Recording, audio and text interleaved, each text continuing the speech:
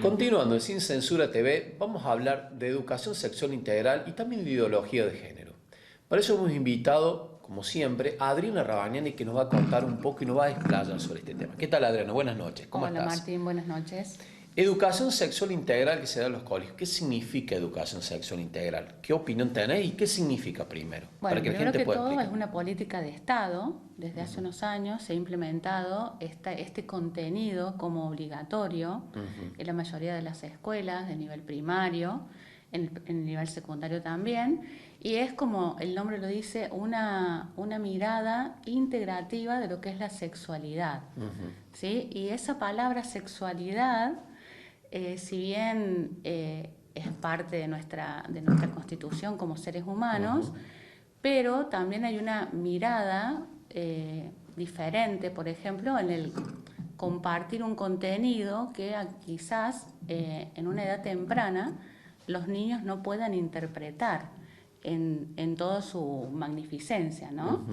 Entendemos que hay una política, conozco mucha gente que la defiende, he estado en contacto con padres, bueno, como madre también y seguramente vos como padre. Sí. Tenemos conocimiento de que se le quiere educar al niño en cuanto al conocimiento de su cuerpo, a saber cuáles son sus derechos, a cómo comportarse o cómo estar alerta ante determinadas situaciones, que con eso coincidimos, Totalmente. por supuesto. Pero también hay otra mirada donde, por ejemplo, se le plantea al niño que puede elegir si quiere ser un varón o quiere ser una nena. Está ¿Sí? dentro del planteo Está que hace dentro la del educación. planteo, que se habla de la inclusión, se habla de las diferentes opciones, ¿sí? De los diferentes géneros, por eso acá conectamos con lo que llamamos la ideología de género, si bien en los niveles primarios no se plantea directamente, pero se juega con esa posibilidad de que los niños se puedan transformar en niñas, que puedan disfrazarse de niñas para ver cómo se sienten en ese rol, que los niños se disfracen. Entonces, ¿qué está sucediendo en el interior del niño? Porque el niño lo toma como experiencia, como aprendizaje. El niño no tiene un filtro porque las estructuras mentales no están absolutamente desarrolladas, entonces lo toma como una realidad. Bien. ¿Sí? Es una, o sea, si bien es un programa Es un programa, en sí, general, sí. que está perfecto el tema de la educación De y la demás. educación. Ahora, ¿un niño está preparado para poder optar? No, de ninguna manera, porque la sexualidad es un proceso fisiológico, ¿sí? Tiene un proceso orgánico, pero también hay un proceso emocional y una madurez mental. ¿Sí? Por eso recién somos, ante la ley, adultos a los 21 años. ¿Sí? Entonces, si tenemos un nivel de adultez para determinadas cosas a nivel social o a nivel estatal, ¿por qué a un niño se le promueve una idea de que puede elegir qué quiere ser en la infancia? ¿Sí? Si bien estamos de acuerdo con la igualdad o con la libertad, pero no es libertad que a un niño se lo condicione cuando no tiene la capacidad cognitiva, emocional o mental para comprender qué es lo que está sucediendo. Porque entran como en el juego, ¿sí? La diversión es una cosa, pero la información que se va generando a nivel subliminal es lo que puede llevar a cambios de comportamiento. Por ejemplo, ahora las escuelas están preparadas y los docentes están preparados para ver si un niño tiene una orientación diferente, por ejemplo, ¿no? En algunos niveles se habla de las infancias, no se habla de la infancia en general, se habla de las infancias porque estamos hablando de la inclusión, ¿sí? De que un niño puede tener una orientación, pero un niño no puede tener una orientación, puede tener una información. Bien. Sí, es como... Pero no está pudiendo elegirlo. También como contradice un poco la ley cuando hablan después de la cuestión de relaciones sexuales y demás, porque claro. Entonces, como para orientarlo sexualmente podemos agarrarlo de niños, pero después la ley en cuanto a relaciones sexuales y demás habla de una cierta edad que es mucho más avanzada. Exactamente. Entonces, como para una cosa sí y para otra cosa no. Claro, y es un contenido demasiado explícito en algunos casos. Ahí está el tema. Que no corresponde a la capacidad que tienen los niños a nivel biológico y cognitivo. Todo un tema de un replanteo, ¿no? Exactamente. Por eso la idea es traer este tema para compartirlo, que como padres se pueda ver, se pueda hablar, se puede investigar, porque a veces los niños no cuentan lo que aprenden en el colegio. Bueno, ha pasado por ahí, ¿no? Hay cuestiones que uno ni se entera. Exacto. Hay tareas que se hacen en el aula y a veces los niños lo comentan y los padres empiezan a prestar atención. Pero la idea es que podamos acompañar el proceso, poder hablar con los docentes, sacarnos las dudas, explayarse, compartir con nuestros hijos los diferentes puntos de vista, pero siempre en el marco del respeto. Porque yo creo que violentar de alguna manera psicológicamente a un niño con un contenido que no es apto para su edad emocional, bueno, es peligroso. Es peligrosísimo. Muy peligroso. ¿Y eso conectó con la ideología de género? Bueno, la ideología de género, como el nombre lo dice, es ideología. ¿Sí? Cuando nosotros hablamos de biología, ¿qué estamos hablando? De la logia o del conocimiento de la vida. Cuando hablamos de una ideología, estamos hablando de la lógica o de un conocimiento de una idea, de una estructura mental. Y la estructura mental nos permite decir que, bueno, que hay diferentes géneros, ¿sí? Que hay diferentes opciones sexuales. Pero la biología es una sola. ¿Sí? Y yo puedo respetar, o cualquiera de nosotros puede respetar, que una persona se autoperciba a sí misma con un género diferente al biológico, lo cual no significa que se pueda cambiar a nivel biológico. Bien. Que mucha gente tiene como esa idea de que si una persona se identifica con un sexo diferente al sexo de origen, yo lo puedo cambiar porque me puedo operar, porque me puedo armonizar, porque me puedo mostrar diferente. Vos te podés mostrar diferente, pero cada una de nuestras células cuenta si somos hombre o somos mujer. Para la biología no hay un cambio. Para la mente, para la idea, sí puede haber un cambio. Una persona se puede autopercibir como elija, pero lo que no puede cambiar es su impronta biológica. Claro, la cuestión, a ver, lo anatómico hasta se podría modificar en Se algunas puede cosas. modificar hasta el punto tal que uno puede creer, ¿no? Ver a una mujer si es un hombre, o puede ver a un hombre y es una mujer. El punto es que adentro, ¿sí? Cada una de nuestras células tiene una impronta, que tiene una estructura, que tiene una información. El cerebro es diferente entre los hombres y las mujeres. Y obviamente, bueno, ni hablar de la parte hormonal, más allá de que eso se ve o no. Se ve o no. ¿Ha habido casos de que ha habido arrepentimientos, por ejemplo, en algunos casos, en algunas operaciones que ha habido para cambiarse? Sí, ha habido muchos casos últimamente. Bueno, se está tomando conocimiento porque es también parte de la información que a veces se ha censurado en este último tiempo, a personas que han salido a hablar, que hayan vivido, por ejemplo, las operaciones de cambio de género o de cambio de sexo, y que han comprendido que eso no les daba la libertad, la felicidad o la plenitud que ellos creían que iban a tener.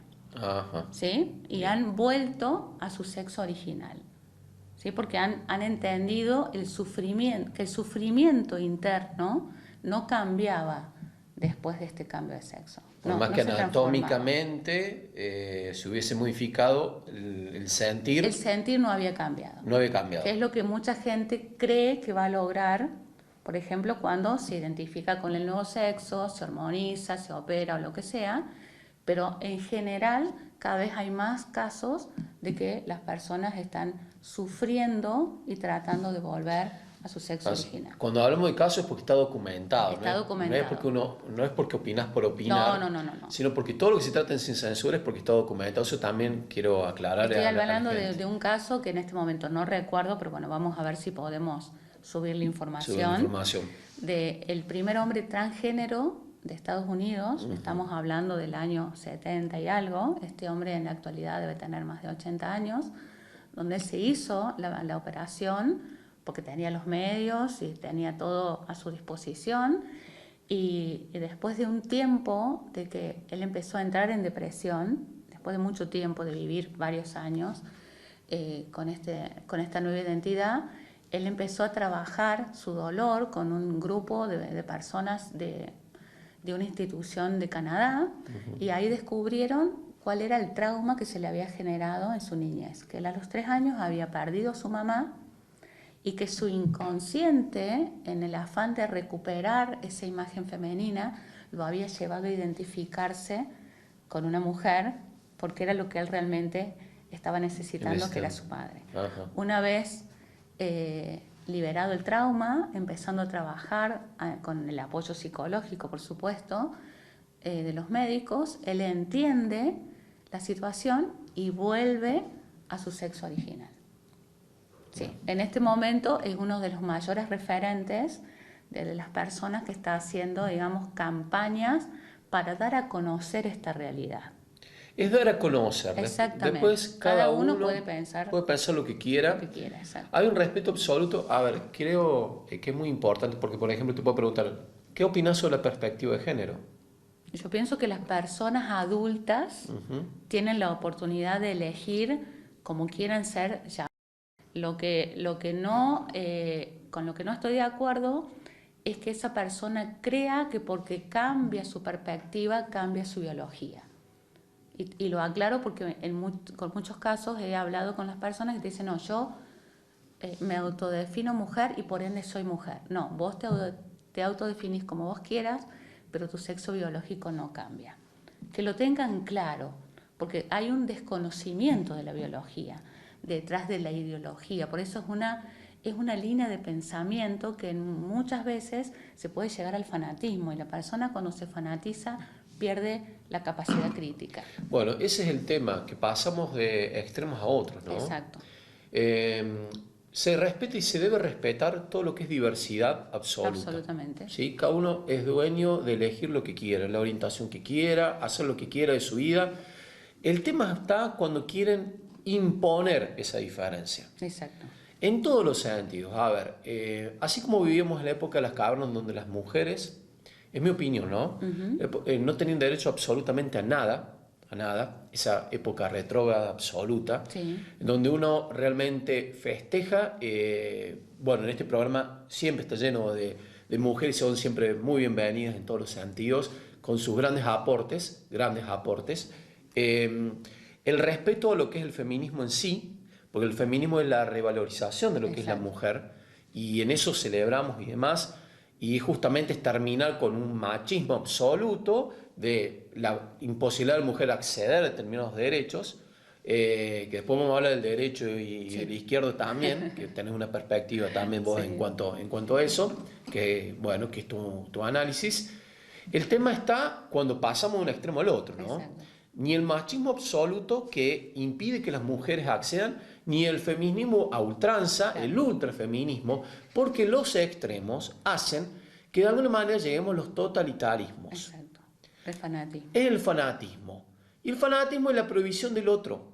Exacto. Entonces la prohibición, el aniquilamiento, la prohibición del otro, significa que una sociedad nunca va a estar armoniosa ni en paz, porque la anulación del otro es eso. Se anulaba a las mujeres en algún momento, y el intento del ultrafeminismo de eliminar al hombre, porque el ultrafeminismo es eliminar al hombre, no es solamente defender a la mujer, es eliminar al hombre.